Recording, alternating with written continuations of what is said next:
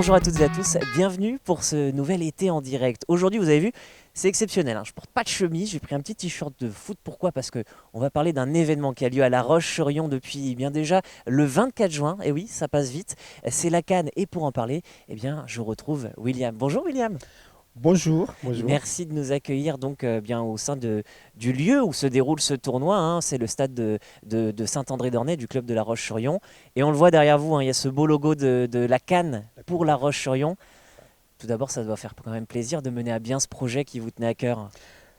Déjà, merci de vous intéresser à la Coupe d'Afrique des Nations.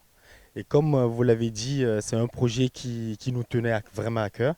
Et à voir l'évolution de la compétition et l'engouement que ça suscite, on est franchement, on est ravis, on est hyper content de ce qui se passe aujourd'hui à La Roche à travers cette coupe qui est, je le répète, une première Une dans notre première, commune. mais avec quand même déjà 6 nations engagées. Là d'ailleurs, il y a eu les demi-finales, hein, le week-end dernier, avec une belle victoire de la Côte d'Ivoire 6-1, C'est ça. et un match plus étriqué dans l'autre demi-finale. Alors oui, effectivement, hier, c'était plus serré entre le Sénégal et la Guinée. Mhm. Ces Un deux équipes partout. frères, voilà. Donc déjà avant le match, il y a eu déjà match avant match. Donc dans la ville, tout le monde en parlait. Donc ça ne m'étonne pas que ça soit serré. Mais au final, c'est le Sénégal qui a pris le dessus au tir au but.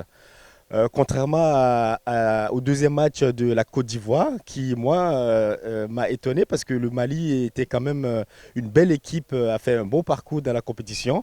Hier, ils n'étaient pas présents, je ne sais pas pourquoi. Donc voilà, la victoire était logique pour la Côte d'Ivoire parce qu'ils étaient vraiment dans le jeu, ils ont été réguliers dans tout ce qu'ils ont fait. Et voilà, logiquement, ils accèdent à la finale et ça va se dérouler contre le Sénégal. Allez, on va rentrer comme pour les joueurs sur le terrain. Cette finale, elle a lieu le 22 juillet, si je ne me trompe pas. Est-ce que vous pouvez me repréciser l'heure? Donc c'est samedi prochain. Alors, samedi prochain, à partir de 15 heures, Mhm. on a le match de classement, D'accord. donc Donc troisième, pour quatrième place. troisième, quatrième place. Et à 17 heures, la grande finale. Voilà, celle attendue par tout le monde et qui verra l'équipe ou la nation qui va soulever ce trophée Tant convoité. tant convoité. Voilà. Donc ça, dans l'idée, on l'a dit, hein, ce sont ces 4 premières équipes. Est-ce qu'on peut présenter les deux autres qui, bon, malheureusement, n'ont pas réussi à accéder au tableau final? Alors, la jeune équipe du Bénin n'a pas réussi à sortir de la poule. Et aussi la séduisante équipe du Congo, Mhm. voilà, que je remercie au passage à travers leur état d'esprit de compétiteur. Donc ils n'ont pas pu accéder à la phase finale. Donc on leur souhaite de revenir plus fort pour que peut-être l'année prochaine qu'ils fassent mieux pour peut-être essayer d'aller chercher le trophée. Revenir, parce que dans l'idée, c'est quand même de le refaire, cet événement, aussi d'avoir peut-être plus d'équipes. Alors oui, l'objectif pour nous, c'est pas de nous arrêter à la première édition. Après, aujourd'hui, c'est encore trop tôt pour le dire. On va essayer de terminer déjà cette édition, de nous poser, de faire le point, le bilan de ce qui n'a pas été, les points à améliorer, tout ça. Et après, en discuter avec la ville, parce que si on est là, c'est quand même grâce à la ville et voir dans quelle mesure on peut les convaincre à nous accompagner pour la prochaine édition. Et je le répète, pour le moment, c'est encore trop tôt de le dire. On verra par la suite. On est sur des matchs classiques, hein, 45 minutes, 2 fois, avec en plus des arbitres officiels, Voilà. avec bien toute une ambiance autour de ce terrain. Ouais, il y a quand même des enjeux. On voit beaucoup de joueurs qui appartiennent à des clubs de région d'ailleurs aussi. Je pense aussi à la Côte d'Ivoire parce qu'on en a vu quelques-uns et on les a ces images avec des joueurs de ces clubs. Ils viennent d'où ces joueurs justement? Donc ils viennent de Vendée, c'est des Vendéens, c'est ça? Alors, cette compétition, on l'a voulu locale. Mhm. Voilà. Donc, nous, on a exigé à toutes les équipes d'avoir une base de joueurs ici à La Roche-sur-Yon. Après, étant donné que certaines communautés, ils sont pas si nombreuses que ça à La Roche, ils ont la possibilité d'aller chercher aux alentours et aussi un peu partout dans la France. Et c'est ça qui fait aussi la richesse de cette compétition parce que le joueur qui se déplace du Mans, il n'y en a pas beaucoup, Mhm. mais il se déplace avec sa famille et ça permet aux gens de venir voir ce qui se passe à La Roche, étant donné qu'à Bordeaux et à Rennes, c'est ce qui se passe aujourd'hui. Et donc nous, on s'est inspiré de ça pour pouvoir mener à bien ce projet.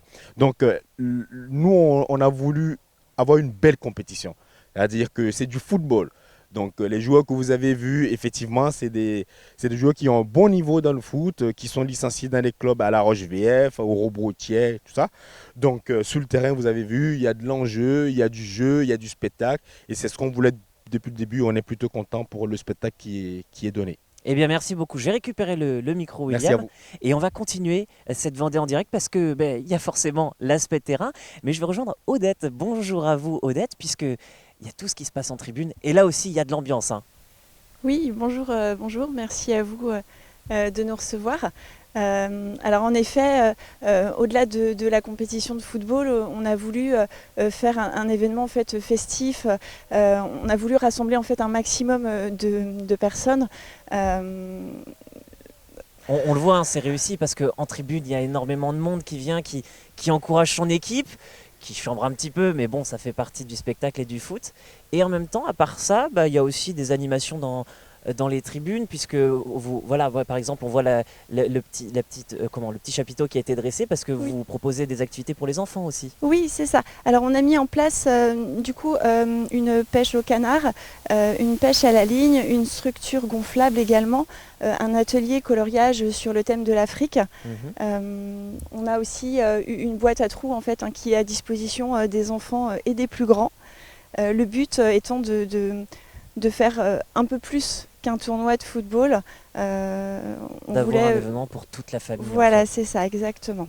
Mm. Et d'ailleurs, étant donné qu'on parle de pêche au canard et de structures gonflables, je pense qu'on peut en profiter pour remercier vivement City Zèbre, Ludovic de City Zèbre, qui du coup nous a mis à disposition ces structures.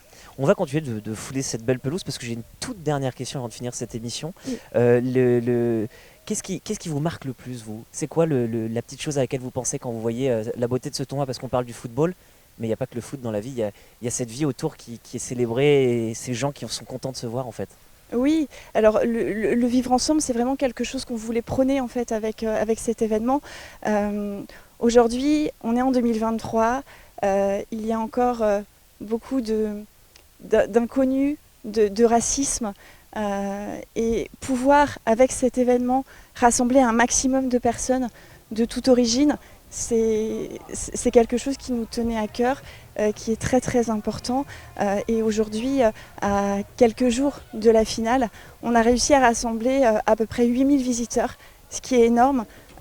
Et juste ça, même si la compétition devait s'arrêter là, c'est déjà une belle réussite. Et ben en tout cas, Voilà. c'est réussi et on vous souhaite que la finale soit d'autant plus belle. Et merci Merci. à vous d'avoir suivi cet été en direct. Puis nous, on va aller faire un petit foot, hein. J'ai sorti le maillot de la Vendée, donc c'est parti, on y va. Bonne journée sur TV Vendée.